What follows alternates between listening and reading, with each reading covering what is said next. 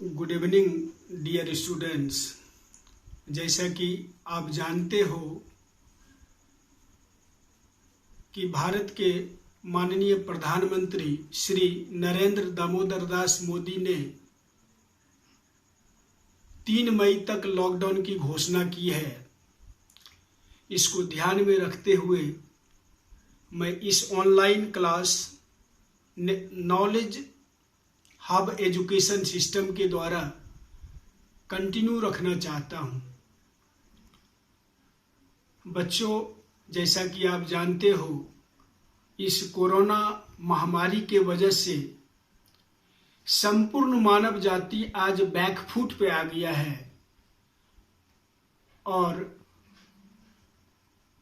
पूरी दुनिया इस महाविनाशकारी दानव की वजह से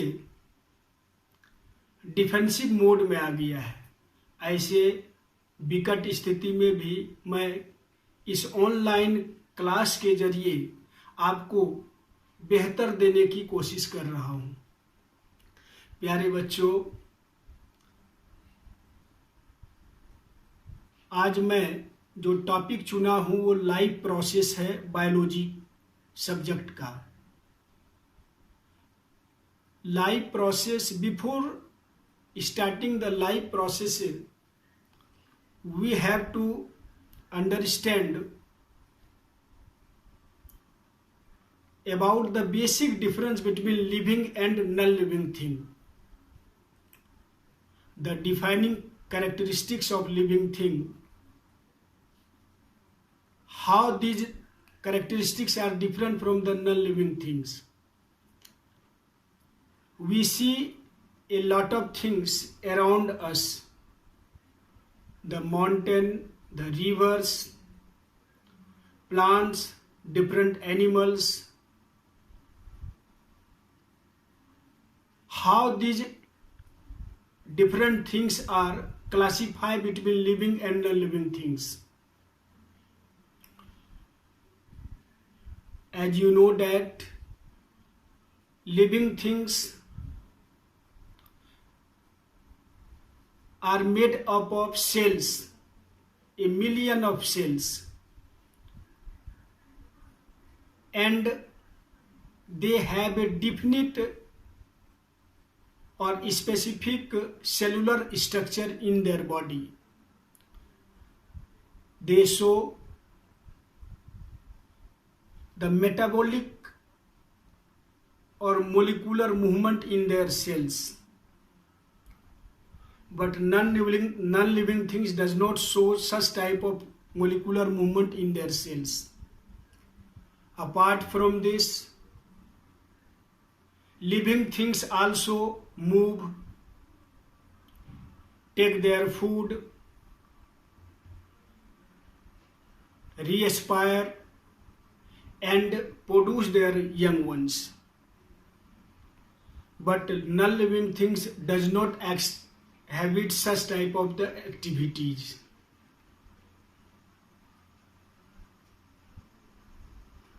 Virus is considered between living and non-living things. Virus, जो कि अभी आप लोग जान रहे हैं, कोरोना वायरस, ये वायरस ना तो सजीव लिविंग थिंग माना जाता है ना नॉन लिविंग थिंग माना जाता है, क्योंकि ये वायरस जब किसी लिविंग ऑर्गेनिज्म के बॉडी को में इन्फेक्ट कर देता है तब ये लिविंग थिंग की तरह बिहेव करने लगता है। ये वायरस लिविंग थिंग के सेल से प्रोटीन गेन करके इम्प्लीकेट करना शुरू कर देता है। यही कारण है कि वायरस को ना तो लिविंग थिंग माना जाता है ना नॉन लिविंग थिंग। प्यारे बच्चों, यही कारण है कि वायरस के अगेंस्ट में कोई एंटी डोज बनाने में वैज्ञानिकों को कठिनाई हो रही है। बैक्टीरिया जो कि लिविंग थिंग है, they can be, the bacterial infection can be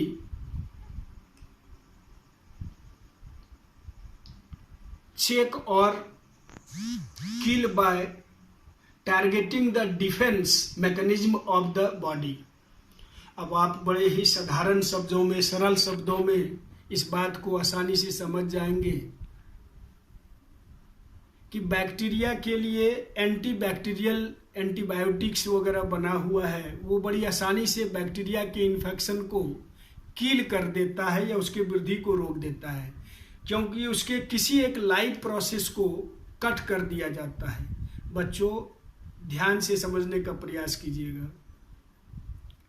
जैसा कि आपको हम बताए, न्यूट्रिशन एक प्रोसेस है। अगर किसी सजीव को मारना हो तो उसको अगर न्यूट्रिशन का लाइफ प्रोसेस कट कर दिया जाए तो आसानी से मर जाएगा। लेकिन वायरस ना तो सजीव है ना तो निर्जीव है, लेकिन ये जब किसी सजीवों के सेल को इन्फेक्ट कर देता है तब ये एक सजीव और लिविंग थिंग की तरह बिहेव करने लगता है।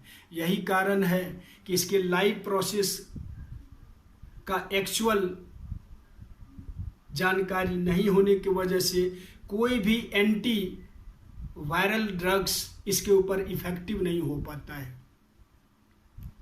आप आसानी से समझ सकते हो इस बात को। अगर किसी भी लिविंग थिंग को किल करना है तो उसका ढेर सारे लाइफ प्रोसेस में किसी एक प्रोसेस को कट कर दिया जाए। अगर उसके भोजन को रोक दिया जाए या फिर उसके रीएस्पिरेशन प्रोसेस को रोक दिया जाए तो वो लिविंग थिंग मर जाएगा। लेकिन वायरस ऐसे सारे लाइफ प्रोसेस शो ही नहीं करता है। यही कारण है कि इसके अगेंस्ट में किसी तरह का ड्रग्स बनाना और ड्रग्स इफेक्टिव कर पाना काफ़ी कठिन होता है। प्यारे बच्चों, अब मैं उन बातों को आपको बताना चाहूँगा कि ये लिविंग थिंग्स का जो बॉडी है वो किन चीज़ों से मिलकर बना हुआ है। As you know that cell is called the building block of all living things. It is the constructional and functional unit of the smallest constructional and functional unit of the body.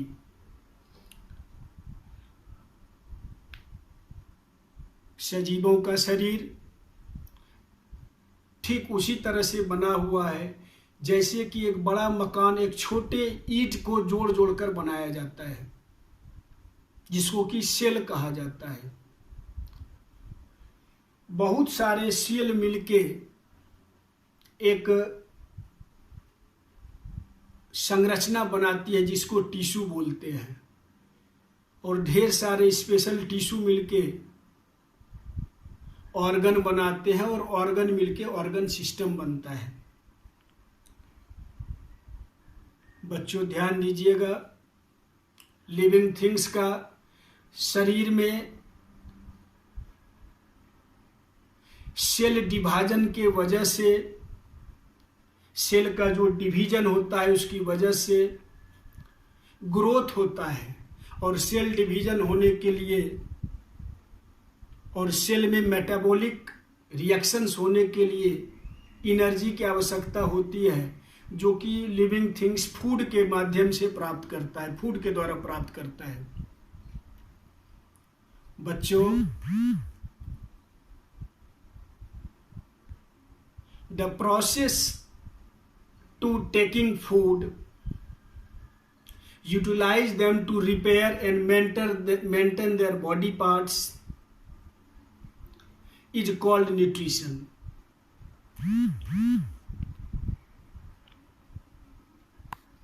Nutrition living things का पहला characteristic features है।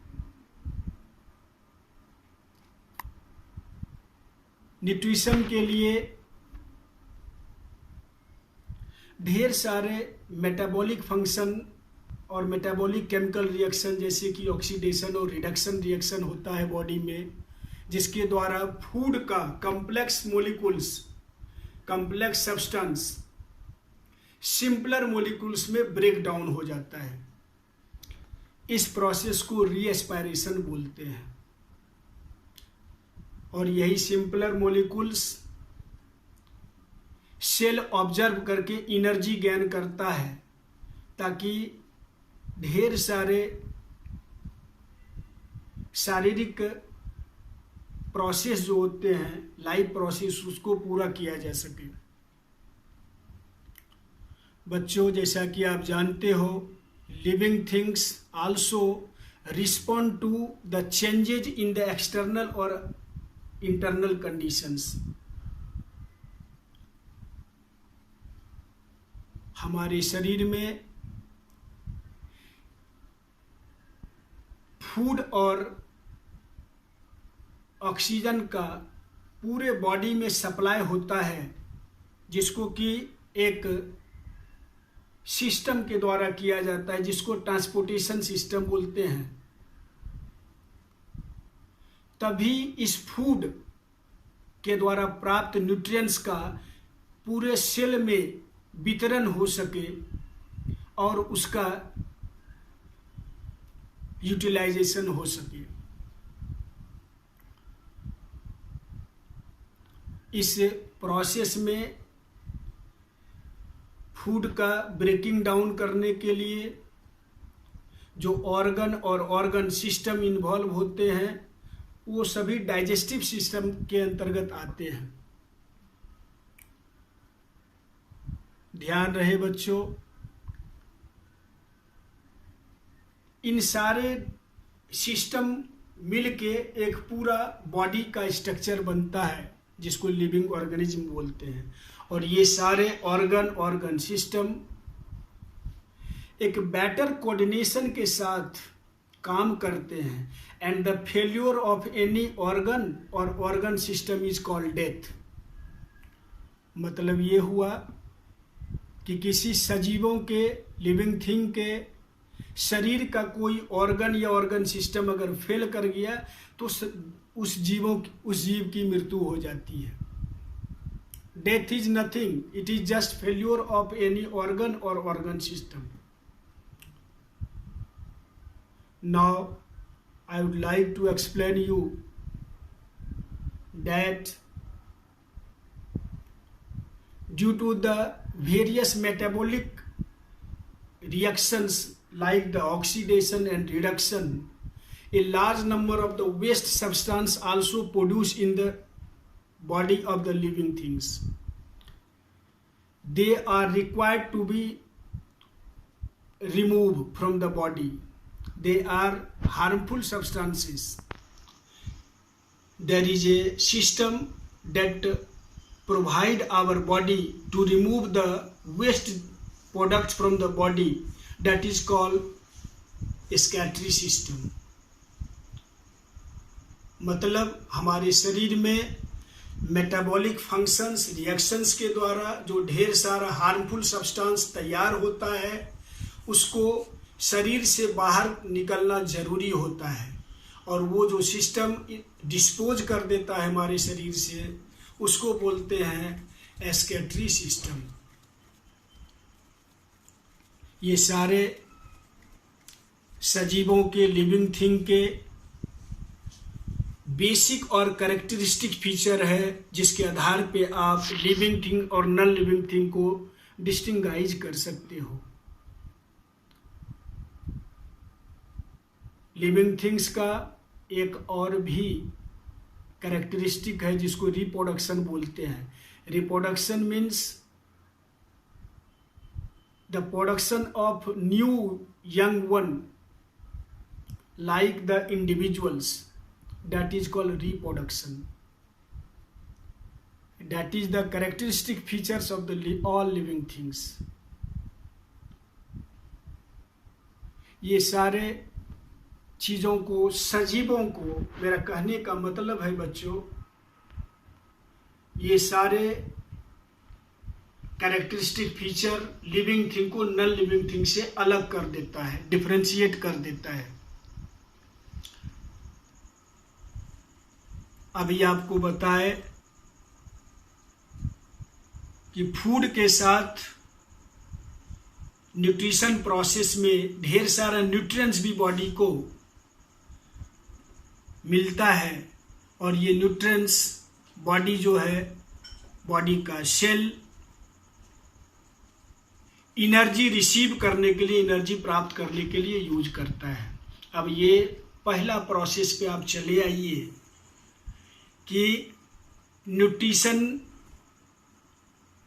अलग अलग जीवों में, अलग अलग living things में का लेवल अलग अलग है, जो डिपेंड करता है टाइप ऑफ फूड वो कैसा लेते हैं, यूज करते हैं, किस इन्वायरमेंटल कंडीशन में वो लिविंग थिंग्स सरवाइव कर रहे हैं।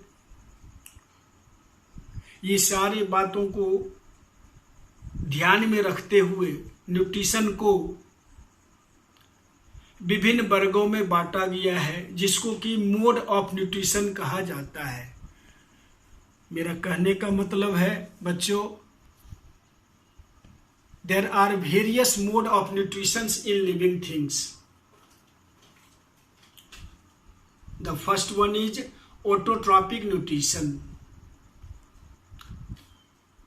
Autotrophic nutrition is such type of nutrition in which all living things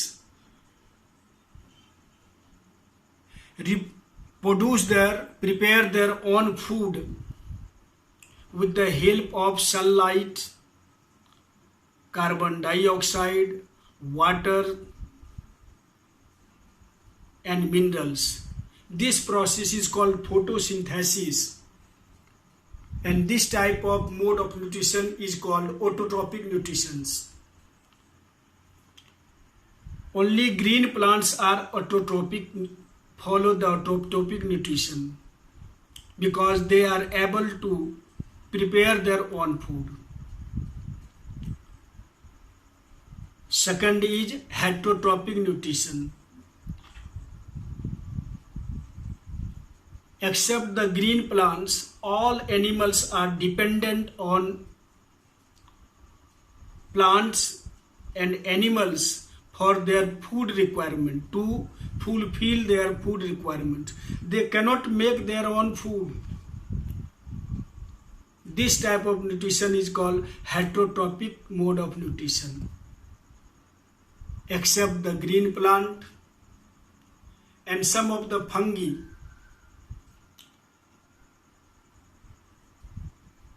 all living things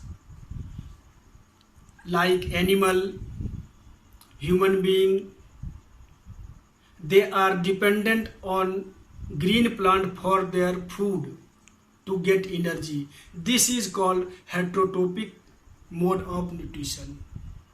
प्यारे बच्चों, किसी भी तरह का डाउट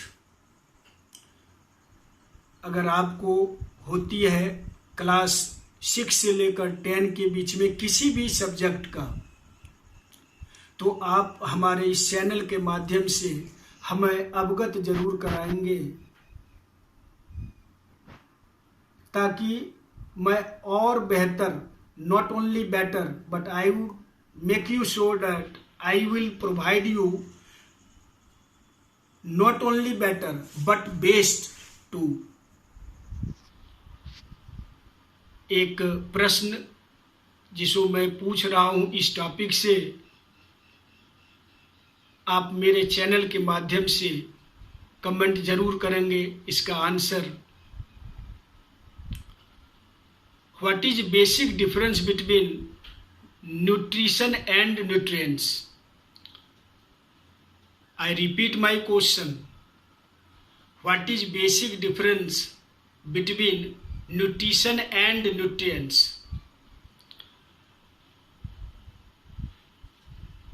ध्यान देना बच्चों, सेकंड क्वेश्चन है,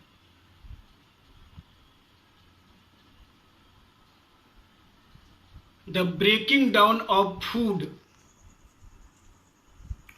breaking down of food is done by which system? Either digestive system or respiratory system or excretory system. धन्यवाद, गुड नाइट।